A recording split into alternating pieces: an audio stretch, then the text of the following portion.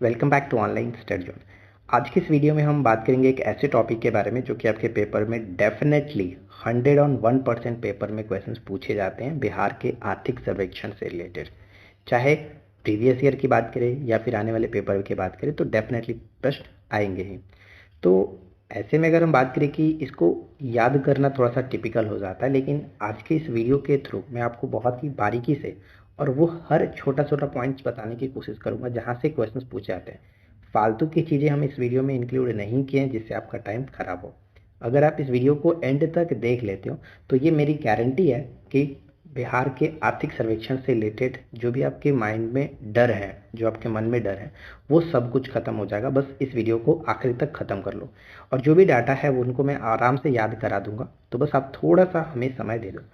ज़्यादा समय ना लेते हुए चलिए इस वीडियो को शुरू करते हैं। बस यही कहूँगा कि आप आराम से वीडियो को ध्यान से सुनिएगा और जो भी चीज़ें यहाँ पे मैं बताऊँगा, जैसे कुछ ट्रिक का यूज़ करेंगे, कुछ डाटा को याद करने के लिए कुछ चीज़ों को हम यहाँ पे मिलाएंगे। तो बस आपको बस वहाँ याद रखना है कि कैसे मैंने क्या बोला है। ठीक है, चलिए शुरू करते हैं। तो बिहार का आर्थिक सर्वेक्षण 23-24। सबसे पहले ये समझना ज़रूरी है कि आर्थिक सर्वेक्षण और बजट में क्या डिफरेंसेस होता है।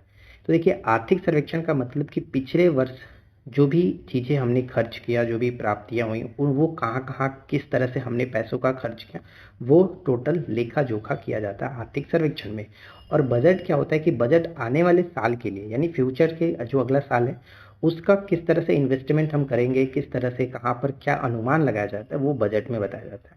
और आर्थिक सर्वेक्षण होता है कि पिछले वर्ष हमने क्या क्या किया वो सब कुछ आपके सामने रखा जाता है। क्या क्या हमने अचीव किया, क्या क्या हमने मतलब कि जो भी पिछले वर्ष में हमारे सरकार ने किया है वो सब कुछ बताया जाता है आर्थिक सर्वेक्षण के द्वारा। ये चीज़ दोनों क्लियर होना चाहिए।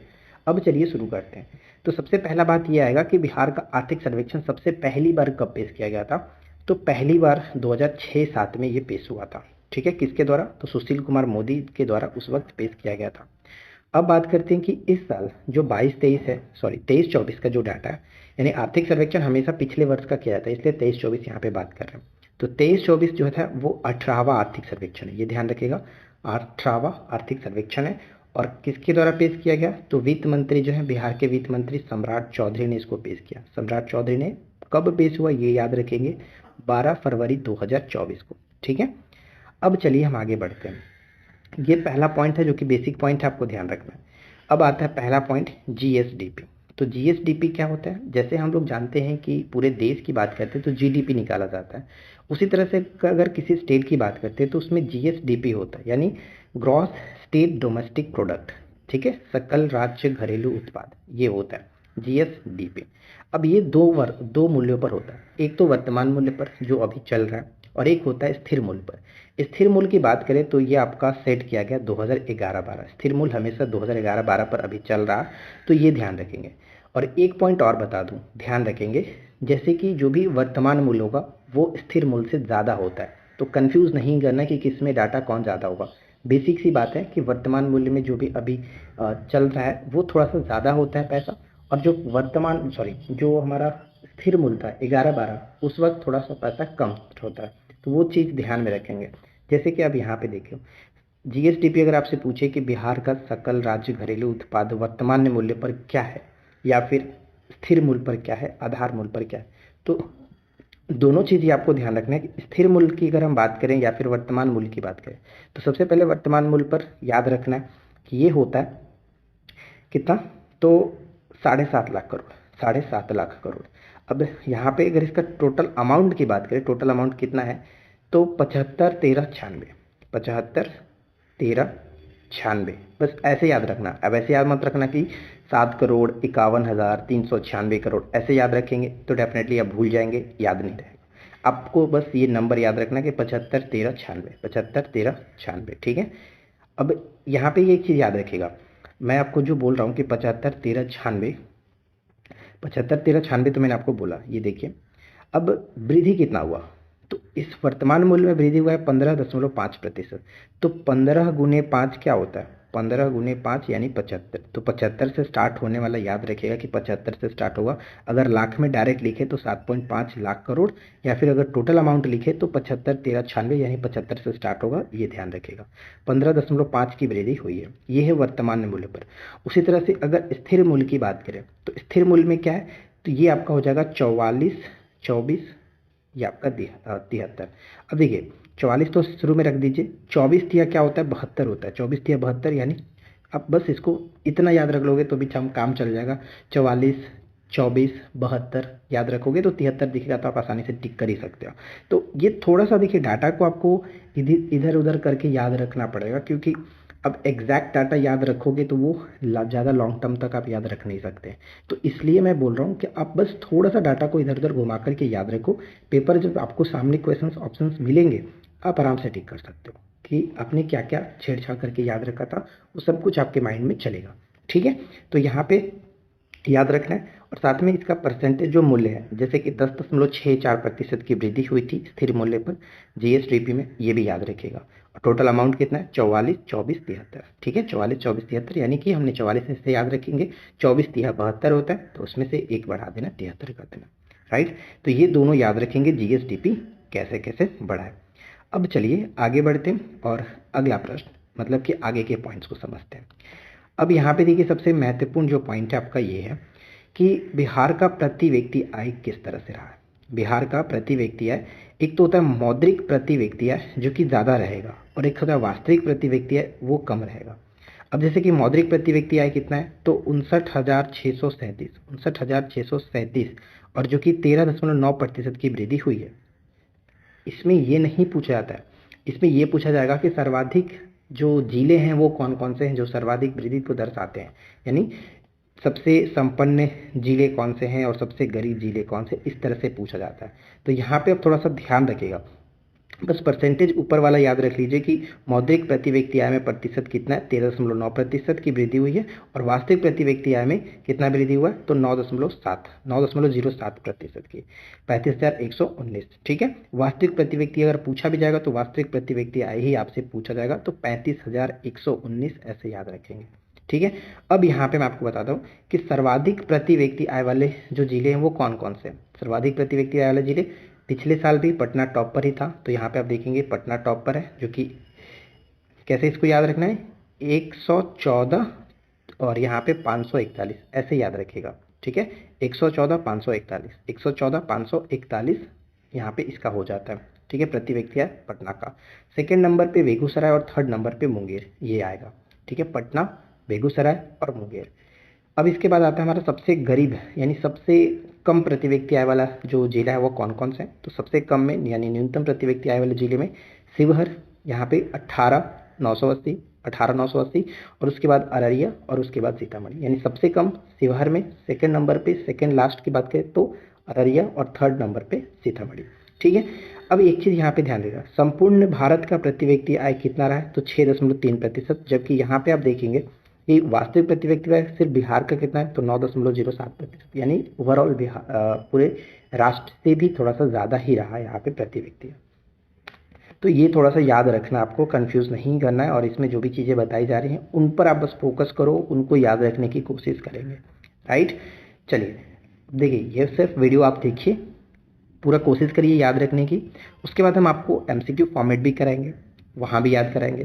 साथ ही साथ जब हम रिवीजन आपको लेकर के चलेंगे, रिवीजन क्लासेस, तो वहाँ पर भी मैं आपको याद कराऊंगा। मतलब 2-3 बार अभी और वीडियो आएंगी तो दिक्कत नहीं है, बस आप कोशिश करो कि जितना हो सके याद कर सके। ठीक है, अगर नहीं याद हो रहा तो ज़्यादा कुछ परेशान होने की ज़रूरत नहीं है, हम आपको याद करा देंगे। अब देखिए सबसे ज़्यादा जो प्रश्न पूछा जाता है, जैसे पूछा गया भी है, एकदम विवय मैंने यहाँ पे लिख रखा है, वो क्या है कि 22-23 में राज्य की अर्थव्यवस्था में विभिन्न क्षेत्र का हिस्सा कितना रहा, विभिन्न क्षेत्र का हिस्सा कितना रहा, कैसे प्रतिशत की वृद्धि हुई है। तो प्राथमिक क्षेत्र में 20% हिस्सा रहा और वृद्धि हुआ है 6 जैसे ये जो मैं एरो यहाँ पे दिखाता हूँ वो उसका मतलब होता है कि वृद्धि हुआ है। ठीक है, तो यहाँ पे 6.7% की वृद्धि हुई। और आपको पता ही है कि प्रीवियस में पूछा कैसे गया, इसी तरह से पूछा गया कि प्राथमिक क्षेत्र में कितना वृद्धि रहा, तो 6.7 वृद्धि ऐसे याद रखेंगे। द्वितीय क्षेत्र में कितना वृद्धि रहा, तो 20% की वृद्धि, और प्रतिशत में बात करें तो 6.8% की वृद्धि हुई है। और तृतीय क्षेत्र में 60% रहा, और यहाँ पे 13% की वृद्धि हुई है। अब यहाँ पे एक चीज हमेशा याद रखना फ्रेंड्स, क्वेश्चन आपसे यही पूछेगा कि तृतीय क्षेत्र में पिछले वर्ष की तुलना में वृद्धि कितना हुआ है, तो प्रतिशत वाला बताना है, और हिस्सा पूछे तो कितना प्रतिशत है वो याद रखना है। यानी पहले में 20%, दूसरा में 20%, तीसरा में 60%। पहले में वृद्धि कितना हुआ, वृद्धि प्रतिशत 6.7% की, दूसरे में 6.8% की, और तीसरे में 13% की वृद्धि हुई है। और यहीं से क्वेश्चंस बनेंगे, सबसे ज़्यादा चांस है आप इनको याद रखेंगे। ठीक है, ये ज़्यादा उतना इंपॉर्टेंट नहीं है, आप इसको थोड़ा सा पढ़ना चाहें तो पढ़ सकते हैं। हम फिलहाल आगे बढ़ते हैं। देखिए, अगर आपको ये नोट्स चाहिए तो जो 17th बीपीएससी का हमारा एप्लीकेशन पर पीपीएससी का कोर्स है, वहाँ पर जाकर के आप इस बैच को ज्वाइन करेंगे तो उसमें सारा चीज़ मिल जाएगा। बिहार स्पेशल का सारा कंटेंट उसमें दिया गया, साथ में जो अलग अलग नोट्स हैं वो सब कुछ उसमें प्रोवाइड कराया गया। तो जिनको भी ज़रूरत है आप जा करके यहाँ पे इस नोट्स को पा सकते हैं, और बाकी के उसमें नोट्स उपलब्ध करा दिए गए। तो हम लोग आगे बढ़ते हैं और आगे के पॉइंट्स को देखते हैं। अब देखिए, यहाँ पे कुल व्यय आता है, एक होता है कुल व्यय, एक होता है कुल प्राप्ति, तो वो हम याद रखेंगे। सबसे पहले कि 22-23 में कुल व्यय कितना रहा, तो कुल व्यय यहाँ पे रहा 2.3 लाख करोड़, 2.3 लाख करोड़। ठीक है, ये व्यय रहा। अब वृद्धि कितना रहा पिछले वर्ष की तुलना में, तो 20.1% की वृद्धि हुई है। कुल व्यय 2.3 लाख। देखिए, वैसे आपको लाख करोड़ ये सब छोड़ दो, क्योंकि पेपर में जब क्वेश्चन आता है तो वो करोड़ में ही आएगा। ठीक है, तो बस आपको डाटा याद रखना है कि क्या नंबर क्या है, 2.32। ठीक है, इतना की कुल व्यय हुआ था। अब कुल व्यय में दो प्रकार के व्यय होता है, एक तो होता है आपका राजस्व व्यय, एक होता है पूंजीगत व्यय। यहाँ पे एक चीज और याद रखिएगा कि राजस्व जो व्यय होता है वो पूंजीगत व्यय से हमेशा ज़्यादा होता है, मतलब कि राजस्व व्यय हमेशा पूंजीगत व्यय से ज़्यादा होगा, ये याद रखें। अब यहाँ पे देखिए, 2.32 जो है इसको दो भागों में डिवाइड किया जाता है, जैसे कि राजस्व व्यय और पूंजीगत व्यय में। तो राजस्व व्यय ज़्यादा रहेगा, यानी 1.84, यहाँ पे आप याद रख लो 1.84। ठीक है, ये है आपका राजस्व व्यय, जो कि कुल का, यानी कि कुल का कितना प्रतिशत, तो 79.3%, 79.3%। और वृद्धि पिछले वर्ष की तुलना में 15.5% की वृद्धि। अब यहाँ पे पूंजीगत व्यय की बात करें तो आप इस अमाउंट से इसको घटाओगे तो बाकी जो रिमेनिंग अमाउंट बचता है वो आपका पूंजीगत व्यय होगा, जो कि आप देखेंगे 0.48। ठीक है, अब इन दोनों को आप ऐड करोगे तो ये आपका निकल के आएगा 2.32। ठीक है, अब जो ये अमाउंट आप देख रहे हैं 0.48 लाख करोड़, ये कुल का कितना है, 20.7%। ठीक है, वृद्धि हुआ 41.4% का। ये याद नहीं रखना है, ये ज़्यादातर नहीं पूछा जाएगा, जो भी पूछा जाएगा यहाँ तक पूछा जा सकता है। ठीक है, ये वाला। अब सर्वाधिक जो व्यय हुआ, सर्वाधिक जो खर्च हुआ, राजस्व खर्च, वो कहाँ पर, तो सामाजिक सेवाओं में। ठीक है, सामाजिक सेवाओं में, जो कि 48% इसमें खर्च हुआ है। तो ये इंपॉर्टेंट पॉइंट रहेगा, यहाँ तक जो भी आपको बताया गया उन सभी को अच्छे से ध्यान में रखिएगा। ठीक है, क्योंकि बार बार पेपर में जो पूछा जाता है वो यही सब पॉइंट्स पूछ रहा था, और मैंने यही सब चीज़ें कवर किया है, फालतू की चीज़ें इसमें कवर नहीं किया। अब चलिए आगे बढ़ते हैं और इसमें हम आगे के पॉइंट्स को देखते हैं। अब जैसे कि हमने व्यय के बारे में देखा, अब यहाँ पे हम देखते हैं कि कुल प्राप्तियाँ कैसे रही। तो आगे बढ़ने से पहले एक बार रिवीजन करना ज़रूरी है, तो चलिए रिवीजन करते हैं।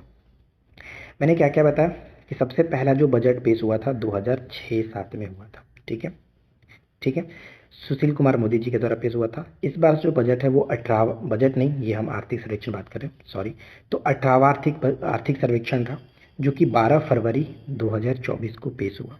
किसके द्वारा, सम्राट चौधरी जी के द्वारा, राइट। अब यहाँ पे हमने एक चीज़ देखा था कि भारत का जीएसडीपी क्या है, सॉरी, बिहार का जीएसडीपी क्या था। तो ये दो मूल्यों पर हमने देखा था।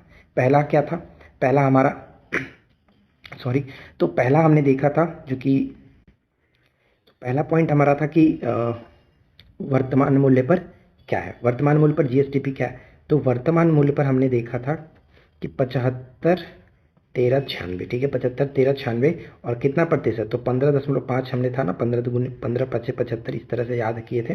और अगर वही आधार मूल्य पर यानी कि स्थिर मूल्य पर देखते हैं तो 44 मैंने बताया, उस 24×3 ठीक है, 44, 24×3 एक बढ़ा देंगे 73। ठीक है, और 10.67% इस तरह से वृद्धि था। तो ये आपको याद रखना है, ये क्लियर हो गया। इसके बाद हमने क्या देखा था, इसके बाद हमने बात किया था प्रति व्यक्ति आय। तो प्रति व्यक्ति आय में सबसे जो टॉप जिले थे उनको थोड़ा सा ध्यान रखना है, जिसमें आपका सबसे पहले पटना आता है, उसके बाद आपका पटना के बाद क्या था, बेगूसराय। ठीक है, बेगूसराय, उसके बाद 3rd नंबर पे आता था थर्ड नंबर पे जो कि हमने देखा किसका, पटना, बेगूसराय, और थर्ड नंबर पे क्या था, जो कि ये आपका मुंगेर, ठीक है, मुंगेर। तो ये रहे 3 जिले जिनका प्रति व्यक्ति आय ज़्यादा रहा, ठीक है। और इसी तरह से कम अगर जिले की बात करें तो कम जिले में सबसे कम किसका किसका था, तो आपको मैंने क्या बताया था, सबसे कम जो जिला, जैसे कि पटना का कितना था ये याद रखना है, 114,541 हमने ये याद रखा था, ठीक है, ये याद रखेंगे 114,541, ठीक है। और सबसे कम में सबसे पहले तो शिवहर था, शिवहर, उसके बाद हमने अररिया देखा, उसके बाद सीतामढ़ी देखा था, ये याद रखेंगे, ठीक है। तो कुछ कुछ चीज़ें जो कि बार बार याद रखना है, बार बार रिपीट करना है। एक बार देखिए, आप चाहोगे कि हम एक बार में याद रख लें तो ये याद नहीं होगा, लिख लिख कर आपको याद करना पड़ता है। हमने भी लिख लिख कर ही याद किया, तो लिख लिख कर आप ज़्यादा इसको करोगे तो याद हो जाएगा। अब हमने क्या बात किया था, जैसे कि कृषि क्षेत्र में, यानी कि प्राथमिक, द्वितीय और तृतीय क्षेत्रों में जो वृद्धि रही वो देखे थे। तो फर्स्ट सेक्टर की बात करें तो कितना हिस्सा, 20% का। सेकंड की बात करें तो सेकंड में भी आपका 20% का हिस्सा, और थर्ड में कितना था, तो ये आपका 60%। वृद्धि कितना हुआ था फर्स्ट में, तो फर्स्ट में वृद्धि 6.7 की, ठीक है, 6.7 की वृद्धि, और सेकंड वाला में 6.8 की वृद्धि, और थर्ड वाला में हमने देखा था 13.0 यानी 13% की वृद्धि हुई थी। ये याद रखेंगे, क्लियर। अब हमने बात किया था राजस्व व्यय, तो राजस्व कुल व्यय कितना रहा, 2.32 का व्यय, टोटल व्यय रहा, जिसमें से दो व्यय अगर हम देखते हैं, जैसे राजस्व व्यय और पूंजीगत व्यय, तो राजस्व व्यय 1.84, ठीक है, और ये आपका 79.3% था। उसी तरह से अगर हम देखें इसका जो नेक्स्ट पार्ट होगा, जैसे कि इसका जो रिमेनिंग अमाउंट वो 0.48, और ये कितना हो जाएगा, बाकी का जो परसेंटेज बचा 20.7%। तो ये दोनों भी याद रखेंगे। और सर्वाधिक जो खर्च हुआ था वो किस पर, सामाजिक कार्यों पर, टोटल 48% खर्च किया गया था। तो ये टोटल हमने चीज़ें डिस्कस कर ली। अब हम बात करते हैं यहाँ पर कुल प्राप्ति के बारे में। तो थोड़ा सा ध्यान दीजिएगा कि 22-23 में कुल प्राप्ति कितना हुआ, तो कुल प्राप्ति क्या रहा, 2.21। जैसे कि हमने कुल व्यय कितना देखा था, 2.32, ठीक है, 2.32 व्यय था, और प्राप्ति कितनी हुई, तो यहाँ पे 2.21। और हमेशा मैंने आपको बताया कि राजस्व व्यय या फिर राजस्व प्राप्ति वो ज़्यादा रहता है पूंजीगत की तुलना में। तो राजस्व प्राप्ति भी देखिए क्या है, 1.73 लाख, ठीक है, 1.73। और पूंजीगत व्यय कोइंसिडेंस देखिए कि दोनों का सेम ही है, यानी जितना हमने खर्च भी किया था उतना ही प्राप्तियां भी रहा है, यानी 0.48। उसमें भी हमने यही देखा था ना कि इसमें क्या है कि टोटल व्यय हमने इतना किया था, जिसमें से राजस्व व्यय था 1.84 और पूंजीगत व्यय था 0.48। तो यही चीज़ तो यहाँ पर भी है, मतलब सेम ही है, पूंजीगत व्यय भी, पूंजीगत व्यय, पूंजीगत प्राप्ति, पूंजीगत व्यय दोनों सेम है, राइट।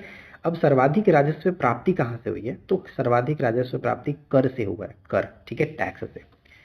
सरकार का 2022-23 में राजकोषीय घाटा याद रखिएगा, राजस्व घाटा कितना है, तो 11,288, बस ये याद रखना है, इसमें कुल उधारी की उतना ज़रूरत नहीं है। तो जो डाटा याद रखना होता है, बेसिक जो डाटा होता है आर्थिक सर्वेक्षण का, यही सब चीज़ होता है कि कुल प्राप्तियाँ क्या हुई, कुल व्यय कितना किया हमने, जीएसडीपी क्या है, प्राथमिक क्षेत्र में वृद्धि, द्वितीय क्षेत्र में वृद्धि, इस तरह से जो जो चीज़ें थी वो हमने यहाँ तक डिस्कस कर लिया। अब कुछ कुछ पॉइंट्स आते हैं जो बार बार पेपर में रिपीट होते हैं, वो हम डिस्कस कर लेते हैं। चलिए, जैसे कि यहाँ पे आप देख पाओगे क्या कह रहा है कि इंपॉर्टेंट पॉइंट्स में जो बार बार रिपीट होता है, जैसे कि सकल सिंचित क्षेत्र कितना है, 22-23 में टोटल सकल सिंचित क्षेत्र कितना है, तो 37-38। इसको याद कैसे रखेंगे, तो आप बेसिकली आप बिहार से बिलोंग करते हो तो ये हम जानते हैं ज़्यादातर खेती होती है, तो कैसे कहेंगे कि कितना सिंचाई करना है आपको, तो ज़्यादा कुछ नहीं, 37-38 कट्ठा ही सिंचाई करना है, 37-38 कट्ठा। तो यहाँ पे लाख हेक्टेयर है, तो 37-38 ऐसे याद रख लो कि 37-38 लाख हेक्टेयर सिंचाई करना है, ठीक है।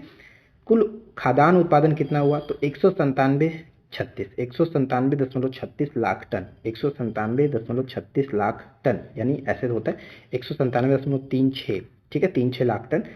उसके बाद कुल धान, 22-23 में कुल कितना उत्पादन रहा, तो देखिए यहाँ पे क्या है कि 78.72, यानी 78 रुपये में, आप ऐसे याद रखो कि 78 रुपये में हम लोग धान ले सकते हैं, 78 रुपये में धान मिल जाएगा, 78.72 यहाँ पे याद रखना है।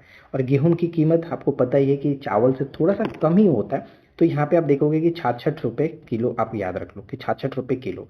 तो ये क्या है, ये उत्पादन कितना हुआ वो बताया जा रहा है कि टोटल 22-23 में कुल धान का उत्पादन कितना हुआ, कुल गेहूं का उत्पादन कितना हुआ। ये आपका डाटा याद रखना होगा क्योंकि कभी कभी पूछ लिया जाता है।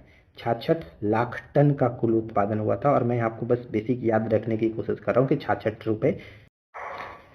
तो फ्रेंड्स इसके बाद आप देखेंगे कि यहाँ पे जैसे कि धान का उत्पादन जो है वो कितना 78 रुपये आप याद रख लो। गेहूं का उत्पादन आप कहेंगे कि 66 लाख टन, इस तरह से याद रखेंगे। दूध उत्पादन की बात करें तो दूध उत्पादन में 125.03 लाख टन टोटल यहाँ पे दूध का उत्पादन हुआ था। ठीक है, अब उसके बाद अगर हम देखें कि अंडा उत्पादन कितना हुआ, तो टोटल अंडा उत्पादन 327.43 करोड़ का अंडा उत्पादन किया गया था। गन्ना में टोटल गन्ना इतना उत्पादन। अब आप यहाँ पे देख पाएंगे जैसे कि चावल के उत्पादन में सबसे ज़्यादा जो टॉप पे जिले रहे वो कौन कौन से हैं। तो बेसिकली 3 जो खदान फसल है वो उनके लिए काफ़ी महत्वपूर्ण होता है, चावल, गेहूं और दाल, इस तरह से ज़्यादा पूछे जाते हैं। तो चावल के लिए अगर हम बात करें तो रोहतास, औरंगाबाद और कैमूर। तो इसको याद रखना है, जैसे रोहतास आपका के आर से और रोहतास हो गया, और औरंगाबाद ए से हम याद रख लेते हैं औरंगाबाद, और उसके बाद जो कैमूर आता है के, यानी कि राख। ठीक है, RAK राख। राख आप याद रखोगे, थोड़ा सा देखो याद रखने के ऊपर आप जैसे याद रखना चाहो और याद रखो। तो रोहतास, औरंगाबाद और कैमूर, ठीक है, टॉप पे है। गेहूं उत्पादन में बात की तो रोहतास फिर से टॉप पर है, रोहतास, उसके बाद कैमूर आ जाता है और उसके बाद फिर भोजपुर आ जाएगा। ठीक है, RK भी आ जाता है यहाँ पर, रोहतास, कैमूर और भोजपुर। और सर्वाधिक दाल उत्पादन की बात करें तो पटना, औरंगाबाद और नालंदा, यानी पान, PAN। ठीक है, पान। तो ये तीनों याद रखना है आपको कि चावल उत्पादन में कौन कौन टॉप पे है, गेहूं में कौन है और ये दाल उत्पादन में कौन, तीनों को याद रखेंगे।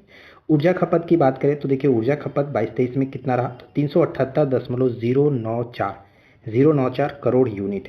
अब देखिए ऊर्जा, ऊर्जा जब लिख रहे हैं तो यहाँ पे क्या है कि पहले तो 3 मैंने लिखा, उसके बाद मैंने 7 भी लिख दिया, यानी ऊर्जा। ठीक है, इस तरीके 3 लिखा, 7 भी लिखा, तो ये 3-7 से स्टार्ट हो रहा है। और ऊर्जा को मैं अगर इस तरह से कर दूं तो ये 8 भी बन जाएगा, यानी 378। याद रखने के ऊपर है, जैसे याद रखना चाहे रख सकते हो। मैंने जैसे याद रखा मैं आपको वो बता रहा हूँ। बस नंबर को देखना है और कोशिश करना है कि वो याद हो जाए, कि ताकि पेपर में ऑप्शन देखे तो आराम से हम टिक कर सकें। कोई गोल्ड मेडल आपको नहीं जीतना है कि माइंड में याद ही रखना है। बस याद रखने का पर्पस ये है कि क्वेश्चन दिखे, ऑप्शन दिखे तो टिक कर सकें। ठीक है, चलिए इसके बाद आगे बढ़ते हैं। और यहाँ पे देखिए कि जैसे हम जानते हैं कि बिहार राज्य को 5 कृषि कर्मण पुरस्कार प्राप्त हुए। चावल, गेहूं और मक्का के उत्पादन के लिए उत्पादकता में उपलब्धि के लिए 5 कृषि कर्मण पुरस्कार प्राप्त किए गए। वर्ष 22-23 में चीनी उत्पादन बढ़कर के कितना लाख क्विंटल हो गया है, तो 62.74 लाख क्विंटल। इथेनॉल का उत्पादन बढ़कर के इतना लीटर हो गया, देखिए 111,624.6, ठीक है, इतना किलो लीटर हो गया। चलिए इसके बाद आगे बढ़ते हैं। और नेक्स्ट पॉइंट आता है कि श्रम शक्ति सहभागिता दर 22-23 में कुल आबादी का 50.9% है, 50.9% है। सड़क घनत्व के मामले में बिहार तीसरे स्थान पर है, सड़क घनत्व के मामले में बिहार तीसरे स्थान पर है। 22-23 में 38 जिलों में कितने जॉब कार्ड उपलब्ध कराए गए, तो 167 लाख जॉब कार्ड उपलब्ध कराए गए। केले के उत्पादन में शीर्ष जिले, यहाँ पे ये बहुत ही महत्वपूर्ण बन जाता है, क्योंकि बेसिकली हम जानते हैं कि केला उत्पादन में हाजीपुर जाके फेमस है, काफ़ी फेमस है। लेकिन इस बार की उत्पादकता में हाजीपुर को पीछे छोड़ते हुए मधुबनी आगे निकल चुका है। तो मधुबनी, वैशाली और मुजफ्फरपुर। तो पेपर में कन्फ्यूज़ करने के लिए दे सकता है, और थोड़ा सा भी अगर आप ध्यान नहीं दोगे तो डेफिनेटली गलती करके आ जाओगे वैशाली को टिक करके। ठीक है, तो ये ध्यान रहेगा, मधुबनी, वैशाली और मुजफ्फरपुर ये क्रम रहा है। और लीची उत्पादन में तो मुजफ्फरपुर है ही टॉप पर, क्योंकि लीची को यहाँ पे शाही लीची को GI टैग भी दिया गया था। तो मुजफ्फरपुर टॉप पर है, पूर्वी चंपारण सेकंड और थर्ड नंबर पे वैशाली। राइट, अब आता है हमारा कि बिहार में सिंचाई का मुख्य स्रोत किस तरह से रहा। तो बिहार में सिंचाई का मुख्य स्रोत नलकूप से देखें तो 63.1%, सर्वाधिक जो सिंचाई है नलकूप से होता है 63.1%, नहर से 31% और तालाब से 2.2%, तालाब से 2.2%, यानी तालाब से बहुत ही कम सिंचाई अब हो रही है। नलकूप से ज़्यादा होता है 63.1 और नहर से 31% तक हो रही है। सर्वाधिक सिंचित क्षेत्र वाला जिला, जैसे कि रोहतास में चावल सबसे ज़्यादा होता है, तो चावल यहाँ पे आप रोहतास, फिर औरंगाबाद ही था तो औरंगाबाद ये याद रखेगा, और उस तीसरा नंबर पे पश्चिमी चंपारण आ जाएगा। और सबसे कम सिंचित क्षेत्र वो आपका शिवहर हो जाता है। राज्य में ऊर्जा की प्रति व्यक्ति खपत कितना रहा? तो 329 किलोवाट घंटा, 329 किलोवाट घंटा। 22-23 में बिहार में कुल विद्युत की खपत कितनी हुई? तो 6880 मेगावाट, 6880 मेगावाट, राइट। नेक्स्ट कि राज्य में प्राथमिक स्तर पर छीजन दर, छीजन दर क्या होता है? तो पढ़ाई छोड़ने की जो दर है, यानी कि प्राथमिक स्तर पर जो बच्चे स्टार्टिंग स्टेज में ही जो स्कूल को छोड़ देते थे, पढ़ाई को छोड़ देते थे, उसको छीजन दर कहा जाता है, गिर करके शून्य हो गई है। मतलब कि अब ऐसा कोई नहीं है कि जो स्टार्टिंग स्टेज में ही पढ़ाई को छोड़ रहा है। तो ये थोड़ा सा। इसके बाद यहाँ पे नेक्स्ट पॉइंट कह रहा है कि बिहार में वर्ष 2022 में वर्षा कितनी हुई? तो 849.1 मिलीमीटर की वर्षा हुई। औसतन की बात करें तो 81.7 वर्षा दक्षिण पश्चिम मानसून से हुआ है। तो बिहार में जो वर्षा होती है वो दक्षिण पश्चिम मानसून से ही होता है, तो ये याद रहिएगा। लगभग पूरे भारतवर्ष में 70% जो वर्षा होती है वो दक्षिण पश्चिम मानसून से ही होता है, राइट। और इस वीडियो का आखिरी पॉइंट ये है कि वर्ष 2070 तक कार्बन उत्सर्जन को न्यूनतम सीमा तक लाने का लक्ष्य रखा गया। यानी बिहार में 2070 तक कार्बन उत्सर्जन को न्यूनतम सीमा तक लाने का लक्ष्य रखा गया। तो इस वीडियो में इतना ही, और उम्मीद करता हूँ कि जो भी चीज़ें मैंने आपको बताया वो बहुत ही आसान तरीके से समझाने की कोशिश की है। लेकिन अगर आपको फिर भी समझ में नहीं आया, नहीं याद हो पाया, तो 1 से 2 बार आप वीडियो को देखिए और डाटा को जो मैंने आपको बताया किस तरह से याद रखने की, वो आप उस तरह से याद रखने की कोशिश करो। और मैं कोशिश इसलिए बोल रहा हूँ क्योंकि एक बार में याद नहीं होगा, तो आप इस डाटा को बार बार लिख करके याद करने की कोशिश करिए कि कितना है, क्या क्या जो चीज़ें हैं। जैसे कि ऊपर मैंने आपको बताया था, क्या था? 75, 13, 96, ये टोटल आपका क्या था? हमने देखा था जीएसडीपी, जो कि वर्तमान मूल्य पर। तो 75, 13, 39, 75, 13, 96 बार बार लिखोगे तो याद हो जाएगा, ठीक है। तो इस वीडियो में इतना ही फ्रेंड्स, मिलते हैं नेक्स्ट वीडियो में नए टॉपिक के साथ। Thanks for watching, keep watching, keep learning, have a good day.